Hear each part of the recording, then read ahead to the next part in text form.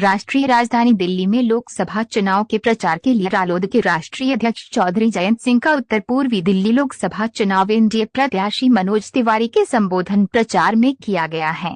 सभी राजनीतिक दल मतदाताओं को लुभाने की पुरजोर कोशिश कर रहे हैं। प्रचार अभियान चरम पर है। एनडीए गठबंधन के प्रत्याशी मनोज तिवारी मैदान में है।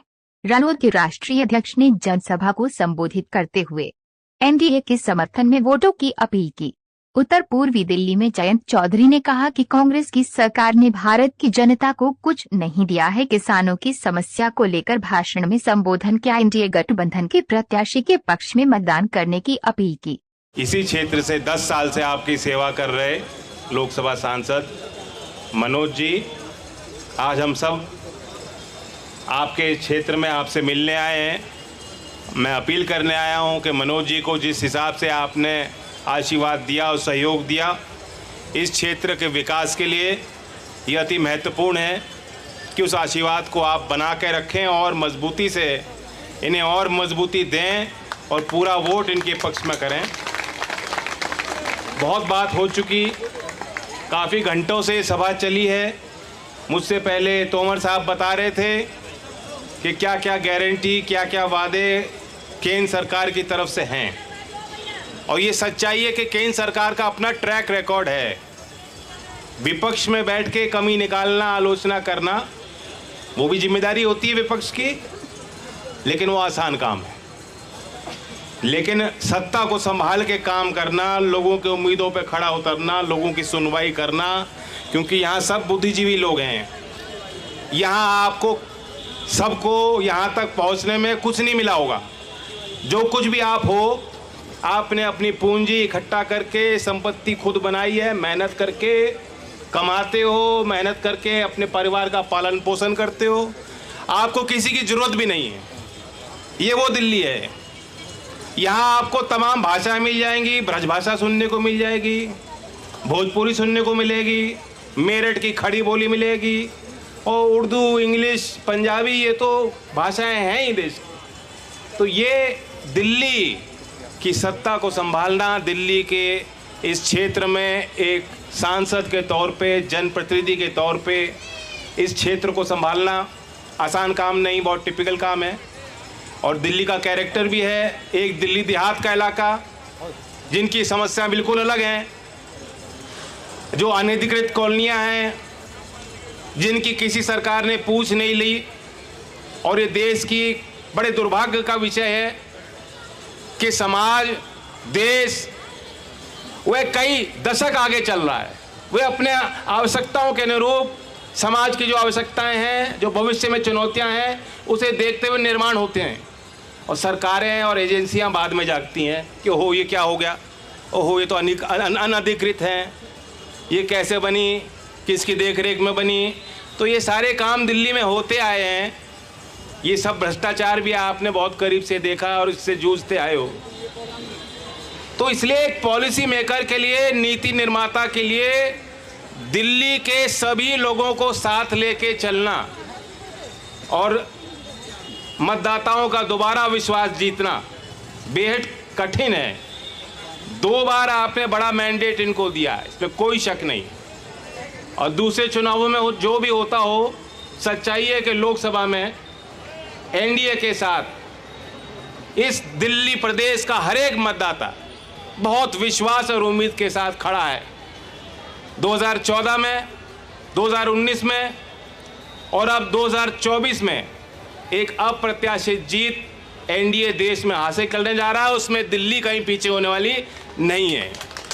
3 चरण के चुनाव हो गए, 4था चरण का चुनाव कल होगा। दावे तो अलग अलग होते ही हैं, लेकिन मैं आपको बता रहा हूँ, कई क्षेत्रों में मैं राजस्थान गया हूँ। दिल्ली में हम कह सकते हैं कि जिस उत्तर पूर्वी दिल्ली क्षेत्र में चुनाव हो रहा है, ये एक लिहाज से दिल्ली में मिनी बागपत है, क्योंकि यहाँ हमारे यूपी के, पश्चिमी यूपी के बहुत परिवार के लोग रहते हैं। वहाँ का चुनाव भी आपने मालूम है, देखा है, क्या परिणाम है आपको मालूम है। तो मेरा दावा ये है कि कल जो वोट पड़ेंगी, 4 चरण में एनडीए की सरकार तो बनी चुकी है। अब सवाल ये है कि कितनी ताकत आप दोगे। ये बेहद ज़रूरी है। आपका मुकाबला जिन लोगों से है उनको भी आप देख चुके हो, कोई नवीन विचार नहीं है। दावा कर रहे हैं कि एक्सरे करना है। एक्सरे जैसी जांच पड़ताल तब होती है जब आपको मालूम ना हो कि बीमारी रोग क्या है, टूट कहाँ हो रही है। भारतीय समाज में जाति प्रथा के कारण जो शोषण लोगों ने देखा और झेला है, ये कोई अनदेखी चीज़ नहीं, हमें मालूम है, हमें खुद मालूम है, हर एक व्यक्ति को मालूम है जिसने जातिवाद के कारण पक्षपात का रवैया बचपन से देखा और उसको वो अनुभव सबके हैं। यहाँ सबको मालूम है कि भारतीय समाज को अगर कोई छुटकारा चाहिए तो उन जंजीरों से चाहिए, जातिवाद के, वो नफरत की नज़र जो हमें तोड़ने का काम करती है। तो मैं तो ताज्जुब करता हूँ, मुझे तो शक होता है जो आज एक्सरे कराने की बात कर रहे हैं वो तो पोस्टमार्टम कराना चाहते हैं। तो उनसे भी आपको बचना होगा। 21वीं सदी है, देश की आवश्यकताएं बहुत आगे बढ़ चुकी हैं, लोग स्वावलंबी बनना चाहते हैं और आज भारत में एक सरकार हमें मिली है जो हर एक व्यक्ति को काम तो देना ही चाहती है, हर काम का सम्मान भी करती है। इनकी नज़र में कोई काम छोटा नहीं है, कोई काम किसी का छोटा नहीं है। पूंजी है तो पूंजी वो जोड़ जोड़ के अपनी बना रहा है, मेहनत कर रहा है, इसमें कोई शक नहीं।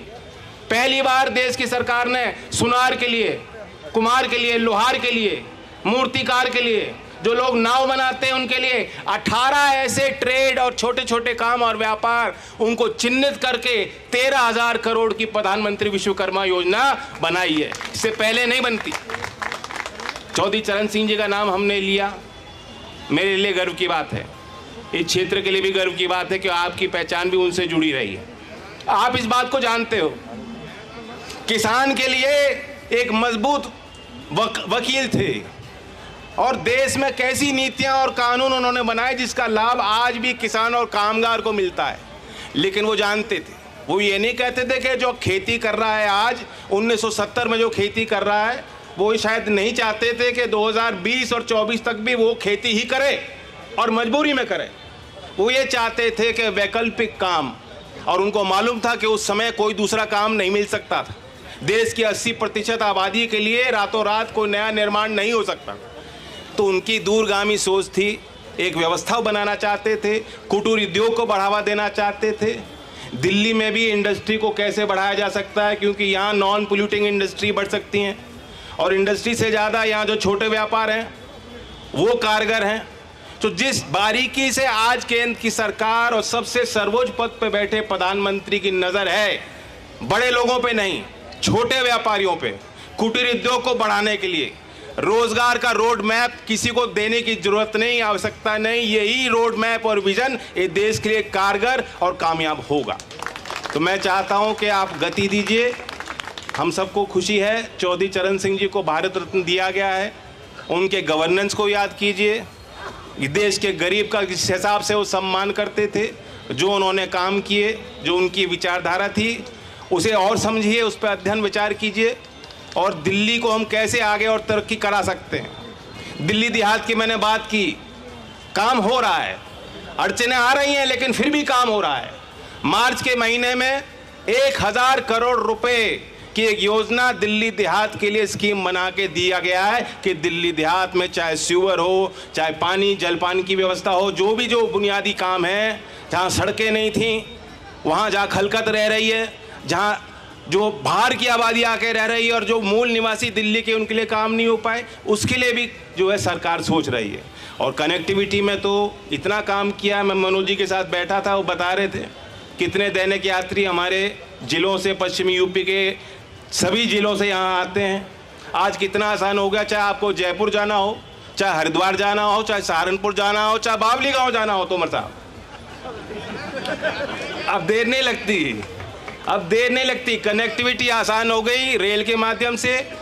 RRTS दिल्ली से जो है मोदी नगर, उसका उद्घाटन हो चुका है और आगे तक हो जाएगा। मेट्रो की व्यवस्था भी बनेगी। बिहार भी अपने ही लोग हैं भाई, पूर्वांचल के लोग अपने ही हैं। और वो भाषा मैं नहीं बोल पाऊंगा, मनोज जी बोलेंगे बेहतरीन तरीके से। तो इसलिए आप सबसे मैं कहने आया हूँ, खासतौर से जो लोकदल के हिमायती लोग हैं, बहुत सम्मान एनडीए के घटक दल के तौर पे हमें मिला है।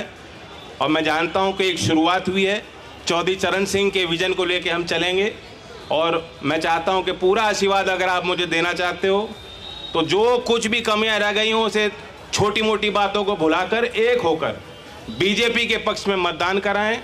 उत्तर पूर्वी दिल्ली में ये समझिएगा कि कमल का फूल मेरा सिंबल है, लोकदल का सिंबल है। लोकदल का हैंडपंप आप देख रहे हैं झंडे पे, हैंडपंप तो चल ही रहा है, चल चुका है दिल्ली में, जो है बिजनौर और बागपत में चल चुका, लेकिन दिल्ली में कमल का फूल खिलाने के लिए हैंडपंप को याद करना और कमल के फूल के आगे जो बटन है उसको दबाना।